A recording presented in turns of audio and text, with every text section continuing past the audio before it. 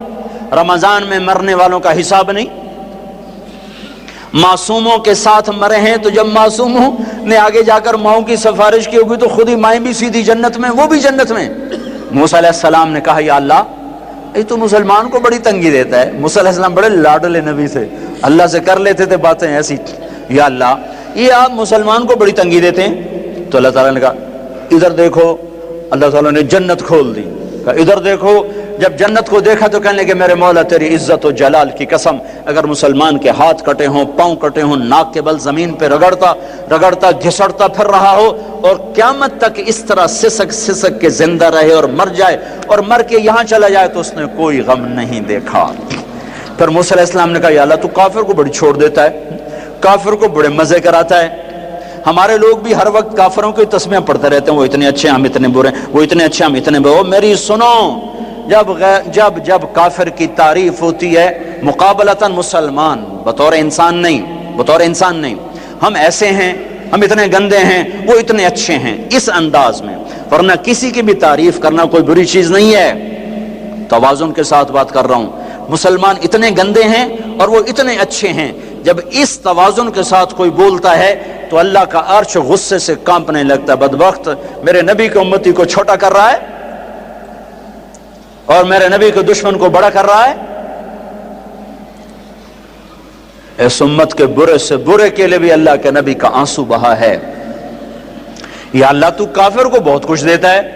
تو اللہ تعالیٰ نے کہا ٹھہرو ذرا ادھر دیکھو، دیکھا تو جہنم کو کھول دیا۔ جب جہنم کو دیکھا تو اللہ تیری عزت کی قسم، تیرے جلال کی قسم، تیرے مرتبے کی قسم، کافر ساری دنیا کا بادشاہ بن جائے، قیامت تک حکومت کر کے مر کے یہاں چلا جائے تو اس نے کچھ نہیں دیکھا، برباد ہو گیا۔ میرے بھائیوں، میں آپ سب بھائیوں کی خدمت میں گزارش کرتا ہوں توبہ کرو، عورتیں بھی مرد بھی۔ یہ جو باتیں میں نے دہرائی ہیں حدیث پاک کی، اللہ نہ کرے کوئی اس میں مبتلا ہے، کوئی ہے تو اللہ کے واسطے توبہ کرو۔ پھر اس کے ساتھ جھوٹ سے بچو، خیانت سے بچو، دھوکے سے بچو، گالی گلوچ سے بچو، چغلی سے بچو، الزام لگانے سے بچو۔ نیک عورت پہ الزام لگانے والا قیامت کے دن 100 سال کی بندگی لے کر آئے گا تو اللہ تعالیٰ مردود کر دے گا۔ قذف المحسنہ یہدم عمل 100 سنۃ، طبرانی کی روایت ہے کہ نیک عورت پہ دھبا لگانے والا 100 سال کی بندگی بھی ہوگی تو اللہ مردود کر دے گا۔ تو اپنے ماں باپ زندہ تو ان کی خدمت میں پڑ جاؤ، اصحاب قلم ہیں تو قلم سے انصاف کرو، اصحاب اقتدار ہیں تو کرسی میں بیٹھ کے اللہ کو یاد کرو کہ یہ اللہ کی دی ہوئی چیز ہے۔ سنو، ایک دن کا عدل کا فیصلہ، طبرانی کی روایت ہے، ایک دن کا عدل کا فیصلہ 60 سال کی عبادت سے بہتر ہے۔ ایک بڑا افسر کرسی پہ بیٹھ کے دیانتداری سے ساری فائلیں پار کر دیتا ہے، اس کا ایک دن کا یہ عمل میری مسجد کی 60 سال کی عبادت سے بہتر ہے۔ قیامت کے دن اعلان ہوگا عرش کے سائے میں آنے کے لیے آ جاؤ، 7 قسم کے آدمی پہلے آ جاؤ۔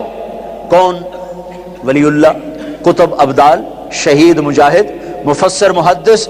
نہیں، سب سے پہلے عادل بادشاہ آ جائیں، عادل حاکم آ جائیں، عادل وزیر اعظم، عادل صدر، عادل secretary, Adil I G, Adil D I جی، عادل جج، چاہے وہ سول عدالت کا ہو یا سپریم کورٹ کا ہو، عدل والے آ جاؤ۔ وہ وکیل جو لوگوں کو عدل لے کر دیتے ہیں اور ظالم کے پیسے دیکھ کر اپنے قلم کو، علم کو بیچتے نہیں ہیں، اللہ تعالیٰ ان کو بھی بلا لے گا، آ جاؤ تم بھی عدل کے لیے لڑتے رہے، آ جاؤ۔ سب سے پہلے عرش کا سایہ ان کے لیے کھلے گا، ان کے لیے آگے بڑھے گا جو دنیا میں عدل قائم کرتے رہے۔ تو میرے بھائیوں، بہت بڑا مجمع اہل ایمان کا ہے، مسجد بھری ہوئی ہے، عورتیں بھی ہیں، مرد بھی ہیں۔ توبہ کرو اور اپنی توبہ کو پکا کرنا ہے تو اچھی صحبت اختیار کرو۔ صحبت صالح تو را صالح کند، صحبت تعلیہ تو را تعلیہ کند۔ اچھی صحبت، اچھے سنگ ترے۔ ایک وہ بیچ رہا تھا سنگ ترے، وہ کہا تھا اچھے سنگ ترے۔ تو ایک بیٹھے تھے کوئی اللہ کے نیک بندے، ان کی آنکھوں میں آنسو آ گئے۔ ان کا حضرت جی کس بات پہ رو رہے ہو؟ کہ وہ کہہ رہا ہے اچھے سنگ ترے، اچھے سنگ تر گئے، پار ہو گئے، کامیاب ہو گئے۔ صحبت اختیار کرو، نیک لوگوں کی صحبت، تبلیغ میں جاؤ، 4 مہینے لگاؤ، چلہ لگاؤ۔ رائمنڈ کا اجتماع آ رہا ہے 18 کی شام سے، 3 دن کا اجتماع ہے، اس کے بعد جماعتیں اللہ کے راستے میں نکلیں گی۔ یہ تربیت کی محنت ہے۔ تبلیغ کوئی فرقہ واریت کا کام نہیں، تبلیغ کوئی کسی مخصوص افکار کی ترجمانی نہیں ہے۔ تبلیغ پہلی دفعہ ایک ایسی محنت کو دیکھا ہے زندگی میں جو صرف اسلام کو پیش کر رہے ہیں، صرف اسلام کو پیش کر رہے ہیں۔ اور اس میں اللہ نے ایسی جاذبیت رکھی ہے کہ 6 بر اعظم میں اللہ تعالیٰ مجھے اپنے فضل سے لے گیا ہے۔ میں 6 بر اعظم کا چشمدید گواہ ہوں کہ اللہ نے کس طرح زندگیوں کو پلٹا دیا ہے اور دے رہا ہے اس مبارک محنت کی وجہ سے۔ ہم پریس اخبار کا سہارا نہیں لیتے کہ کو ہم نام پیش کریں کہ یہ ہو رہا ہے وہ ہو رہا ہے۔ مجھے ایک کالم والے نے میرے نام سے کالم میں پیغام بھیجا کہ تبلیغی جماعت والے کچھ نہیں کر رہے، تو میں نے ان کو فون کر کے کہا جن کے لیے کر رہے ہیں وہ دیکھ رہا ہے۔ کوئی ہم تصویریں چھپوائیں گے کہ دیکھو ہمارا کیمپ دیکھو آ کے۔ قادسیہ کی لڑائی میں مال غنیمت اکٹھا ہو رہا تھا، تو ایک نوجوان ایک صندوق لے کر آئے، تو سوید بن مقرن رضی اللہ تعالیٰ عنہ خزانے کو اکٹھا کرنے کے امیر تھے، تو انہیں صندوق کھولا تو اس میں ایسے جواہرات تھے جو وہ پڑا ہوا تھا نا خزانہ، اس سب سے قیمتی۔ وہ ایک طرف یہ صندوق ایک طرف، اس کو حیران ہو کر دیکھنے لگے، کہنے لگے اس میں سے کچھ لیا تو نہیں؟ وہ کہنے لگا لینا ہوتا تو پھر سارا ہی لے جاتا، تمہیں جو لا کے دیا ہے تو تمہیں کچھ خبر تھی کہ مجھے یہ چیز ملی ہے، اور لینا تو میں سارا لے جاتا۔ کہا یار کمال کر دیا، کمال کر دیا۔ تیرا نام کیا ہے؟ کہ کیوں مشہوری کرنا چاہتے ہو کہ فلاں آدمی بڑا دیانتدار ہے؟ ہیں جس رب کے لیے کیا ہے وہ میرا نام جانتا ہے۔ اور یہ کہہ کر پلٹے اور دوڑ لگا دی کہ میرا تعاقب نہ ہو سکے۔ سوید بن مقرن نے پیچھے آدمی دوڑایا، دوڑو دوڑو دیکھو یہ کون شخص ہے۔ وہ آگے آگے یہ پیچھے پیچھے، اس کو نہیں پتا میرا تعاقب ہو رہا ہے۔ جا کر جب اپنے خیمے میں بیٹھے تو انہوں نے دائیں بائیں سے پوچھے کون شخص ہیں؟ کہ سعید نخعی یمن کے ہیں، سعید نخعی یمن کے ہیں۔ صلاح الدین ایوبی عقہ میں محاصرے میں آ گئے، رچرڈ نے محاصرہ کیا اور انتہائی خوفناک شکل بن گئی۔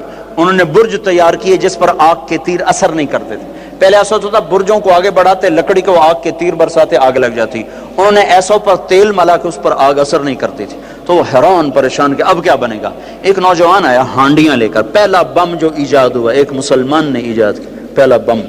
آ کر کہنے لگا سلطان اس ہانڈی کو اس پر مارو۔ کہ یہ ہانڈی کیا کرے گی؟ کہ تم مارو تو صحیح۔ تو انہوں نے جو اٹھا کے ایک ہانڈی کو پھینکا، وہ اس زمانے کی توپ کے ساتھ ایک دھماکہ ہوا، سارے برج میں آگ لگی، دوسرا تیسرا چوتھا، سارے برج جل گئے۔ جو باقی تھے وہ انہوں نے بھگا کے پیچھے ہٹا لیے۔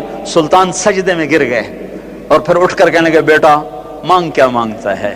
کہا سلطان جس کے لیے کیا ہے اسی سے لوں گا، تو کیا دے گا؟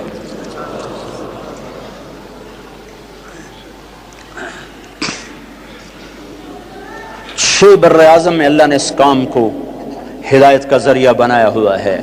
یہ فرقہ واریت سے کام پاک ہے، یہ سیاست سے پاک ہے، یہ انسان کی ذات سے بحث کرتا ہے۔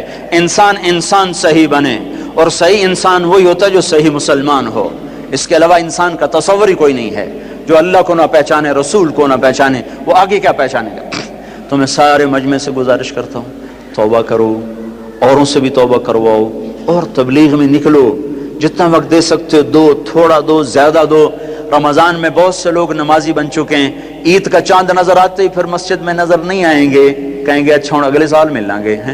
ان کی خدمت میں بھی عرض کرتا ہوں کہ اللہ کے واسطے سارا سال نماز پڑھو، سارا سال نماز پڑھو۔ اعتکاف میں بیٹھا مجمع نہ غیبت کر رہا ہے، نہ چغلی کر رہا ہے، نہ گالیاں دے رہے ہیں، صرف ذکر کر رہا ہے، تسبیح پڑھ رہا ہے، قرآن تلاوت کر رہا ہے، دعا کر رہا ہے۔ جب باہر نکلو تو ایسے نکلو کہ پھر زندگی سے جھوٹ بھی نکل جائے، غیبت بھی نکل جائے، چغلی بھی نکل جائے، گالی بھی نکل جائے، لگائی بجائی بھی نکل جائے، تو ساری زندگی پاک پوتر ہو جائے گی، صاف ستھری ہو جائے گی۔ تو یہ سارا مجمع اللہ کے دربار میں توبہ کرے، میں بھی کرتا ہوں، آپ بھی کرو، لوگوں سے بھی کرواؤ، اور اللہ کی رضا پر راضی رہو، اللہ کی تقدیر پر راضی رہو۔ رضا بر قضا ہمارا ایمان ہے، رضا بر قضا ہمارا ایمان